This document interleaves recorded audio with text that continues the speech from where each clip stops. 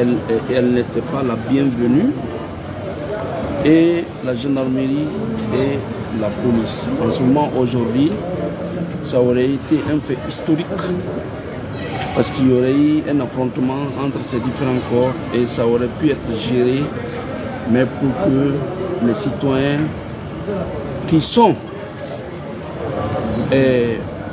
les personnes qui doivent être sécurisées et leurs biens par les forces de défense et de sécurité devaient être à l'abri.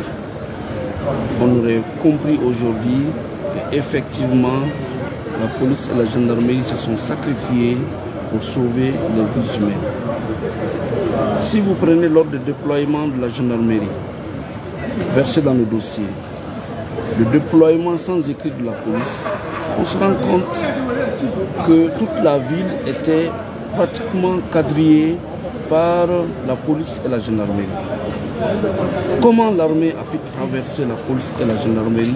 Enfin, le commando qui a agi au stade pour venir agir et retourner. Ça veut dire qu'il y a eu flexibilité, il y a eu de faïence, il y a une force extérieure qui est venue. La police et la gendarmerie se sont éclipsées, cette force a été violentée, tuée, matée, brisée, tout au stade. Donc c'est le regret que moi j'ai aujourd'hui, ce que je relève vraiment de la déposition de ce témoin. Et c'est un cas de prise de conscience. Quand on te confie une mission, la mission doit réussir et son échec doit être justifié. Mais ici, la police et la gendarmerie ne peuvent pas justifier l'échec de leur mission par le fait que le béret rouge armé était venu. Aucun policier n'est tombé dans ces événements. Aucun gendarme n'est tombé. Ce sont des civils à main nue qui sont tombés. Alors que les policiers et les gendarmes sont faits pour sécuriser les personnes et leurs biens. Donc, si une enquête avait été sérieuse, bien diligentée, je pense que ceux-là aujourd'hui qu'on qualifie de témoins auraient pu se retrouver sur le bord de la vie.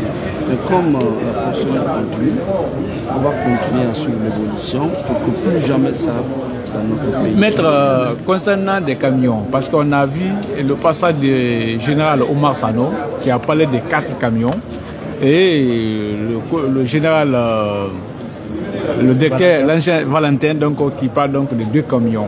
Quelle est votre analyse? Est-ce qu'il n'y a pas une contradiction entre les deux officiers? Justement, cette contradiction-là devait amener l'ouverture d'une autre enquête supplémentaire pour mieux situer. Parce que voilà 2 autres personnalités qui ont géré cette situation, qui se contredisent. L'une parle de 4 camions, l'autre parle de 2 camions.